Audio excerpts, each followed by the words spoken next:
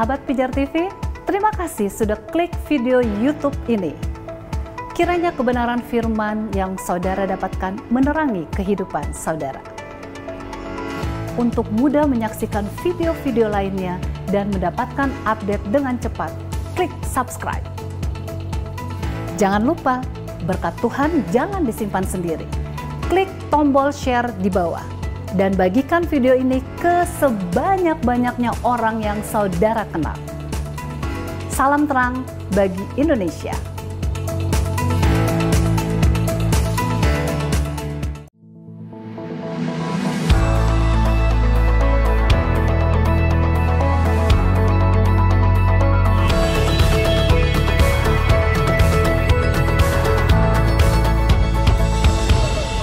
Shalom, sahabat pijar. Kalau saya bertanya kepada banyak orang, apakah tujuan dari sebuah pernikahan? Hampir semua akan menjawab untuk mendapatkan kebahagiaan. Betul kan? Kayaknya jawaban ini logis loh. Tapi masalahnya apakah sesuatu yang logis menyatakan sebuah kebenaran? Kalau tujuan dari sebuah pernikahan adalah untuk bahagia, saya mau katakan lebih baik jangan menikah. Karena saudara tidak akan mendapatkan kebahagiaan itu. Kenapa saya berani mengatakan hal tersebut? Coba kita telaah. Apa definisi kebahagiaan dalam jawaban tersebut? Pada umumnya, setiap orang akan mendefinisikan ketika memiliki pasangan yang diidamkan. Misalnya apa? Ganteng, cantik, suami yang pintar dan kaya, istri yang bijak, anak-anak yang pintar, dan lain sebagainya. Nah, jawaban itu sebetulnya adalah jawaban dari orang-orang dunia dan bukan jawaban dari pengikut Kristus. Karena ketika kebahagiaan didefinisikan seperti itu, maka pernikahan tersebut sedang dibangun di atas nilai-nilai sementara dan bukan nilai-nilai kekekalan. Saya ambil contoh ya. Salah satu kriteria kebahagiaan dalam pernikahan yang paling umum kira-kira apa? Punya anak, betul kan? Jadi mereka bisa bahagia kalau punya anak. Lihat kriteria bahagianya ditentukan oleh adanya anak. Lah, sekarang kalau Tuhan punya rencana misalnya di dalam kehidupan mereka untuk tidak memiliki anak, apakah mereka bisa bahagia? Mungkin mereka bilang tidak. Sebetulnya bisa nggak? Bisa bahagia sepanjang pasangan itu tahu apa rencana Tuhan, kenapa mereka tidak punya anak. Karena punya atau tidak punya anak, itu bukan tujuan sebuah pernikahan. Bagi umat percaya, tujuan pernikahan haruslah dibangun dari nilai-nilai kekekalan. Nilai-nilai kekekalan dalam konteks ini adalah berbicara tentang apa tujuan Allah dalam sebuah pernikahan.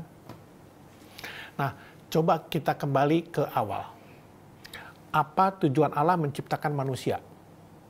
Nah, kalau kita lihat di dalam Kejadian 1 ayat 26, dikatakan demikian.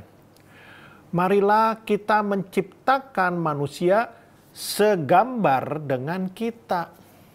Nah, coba kita fokus pada kata segambar. Ketika manusia jatuh dalam dosa itu, maka gambar Allah itu rusak di dalam kehidupan manusia. Nah, pernikahan Tuhan pakai sebagai salah satu alat atau proses yang Tuhan izinkan untuk mengembalikan gambar Allah di dalam kehidupan manusia. Nah, kalau kita bicara tentang proses, kita sebetulnya sedang berbicara tentang dua hal, yaitu waktu dan cara. Waktunya Tuhan, caranya Tuhan. Jadi jangan aneh kalau kita kawin sama perempuan seperti ini, kawin sama laki-laki seperti yang ini. Karena semua itu ada di dalam rencana Allah, di dalam pernikahan tersebut. Yaitu apa? Untuk memproses setiap suami dan istri, untuk semakin hari mengenal siapa itu Allah. Melalui pergumulan yang terjadi di dalam kehidupan rumah tangga seseorang, sebetulnya Allah sedang membentuk karakter mereka loh. Baik itu suami, istri, juga anak-anak. Untuk apa? Untuk mereka masuk di dalam proses pengenalan akan Allah. Dan ketika mereka mengenal siapa itu Allah, ketika itu juga mereka akan mengetahui apa rencana dan rancangan Allah di dalam pernikahan mereka. Itulah pernikahan yang dibangun dengan nilai-nilai kekekalan. Jadi saudara harus mencari tahu apa rencana Tuhan, kenapa saya harus kawin sama perempuan seperti ini, sama laki-laki seperti ini. Kenapa saya tidak punya anak? Kenapa anak saya 5? Dan seterusnya. Nah, sekarang pertanyaannya, bagaimana membangun sebuah pernikahan yang dikehendaki Allah? Ada sebuah prinsip yang sangat penting untuk diketahui oleh setiap orang, baik yang mau masuk dalam pernikahan atau yang sudah di dalam pernikahan. Prinsip dalam pernikahan Kristen harus melibatkan pihak ketiga. Jadi bukan antara suami dan istri saja, tetapi harus ada satu pihak lagi yang terlibat di dalam perkawinan Kristen. Siapakah dia? Yaitu Yesus Kristus. Saya bisa mengilustrasikan dengan sebuah ilustrasi yang mudah dicerna. Nah, coba kita bayangkan ada sebuah segitiga. Segitiga itu ada 3 sisi.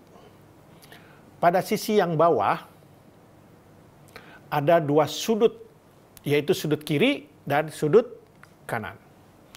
Umpamakan sudut kiri itu adalah suami, sedangkan sudut kanan adalah istri. Kemudian sudut yang di atas harus kita tempatkan Yesus Kristus. Coba kita lihat di antara suami dan istri tadi ya, ada sebuah garis horizontal yang membuat jarak antara suami dan istri. Ketika suami dan istri berfokus kepada garis horizontal tersebut, suami arahnya kepada istri dan istri arahnya ke suami. Yang akan terjadi adalah apa? Suami akan berusaha menuntut hak-haknya sebagai suami dan istri juga begitu. Menuntut haknya sebagai seorang istri. Kalau fokus dari suami dan istri tersebut pada garis horizontal tersebut, jujur, hal ini yang akan menimbulkan perceraian, perbantahan, dan pemberontakan. Seharusnya yang betul, fokus dari suami dan istri bukan kepada mereka berdua atau garis horizontal tersebut, tetapi harus berfokus kepada Kristus. Kalau kita lihat di titik suami, itu ada garis ke atas, vertikal ya. Kemudian menuju ke sudut segitiga yang paling atas, yaitu Kristus. Demikian juga dari sisi istri. Nah, garis ini menunjukkan bahwa suami dan istri harus berfokus kepada Kristus supaya memiliki hubungan yang intim dengan Kristus yang pada akhirnya akan membuat mereka mengenal siapa Kristus di dalam kehidupan mereka masing-masing. Nah, pengenalan akan Kristus inilah yang akan membuat garis horizontal di antara mereka akan semakin dekat, semakin dekat. Ketika mereka terus bertumbuh dalam pengenalan yang benar, secara otomatis mereka akan semakin bersatu di dalam Kristus. Inilah tujuan perkawinan dari Allah, yaitu untuk mengenal siapa itu Yesus di dalam kehidupan mereka. Apa yang terjadi kalau suami fokus kepada Kristus? Artinya suami akan berusaha untuk melakukan kewajibannya, melakukan firman, dan bukan menuntut haknya sebagai suami. Demikian juga istri. Nah, kewajiban suami sesuai firman Tuhan itu adalah apa? Mengasihi istrinya. Dan kewajiban istri adalah tunduk kepada suaminya. Jadi suami dan istri seharusnya berlomba-lomba untuk melakukan kewajibannya dan bukan menuntut hak mereka masing-masing. Kalau kedua pihak ini berfokus pada garis vertikal, yang artinya mereka berfokus kepada Kristus, jarak di antara mereka yang digambarkan dengan garis horizontal, jarak tersebut kelihatan akan semakin kecil dan ujungnya akan bersatu di dalam Kristus. Bayangkan kalau konsep pernikahan Kristen seperti ini, anak-anak yang takut akan Tuhan dihasilkan dalam pernikahan ini. Kenapa? Karena pernikahan ini mereka bangun di atas nilai kekekalan dan bukan nilai sementara. Saudara terkasih, kita adalah terang bagi Indonesia. Oleh karenanya, jaga terangmu. Tuhan Yesus memberkati.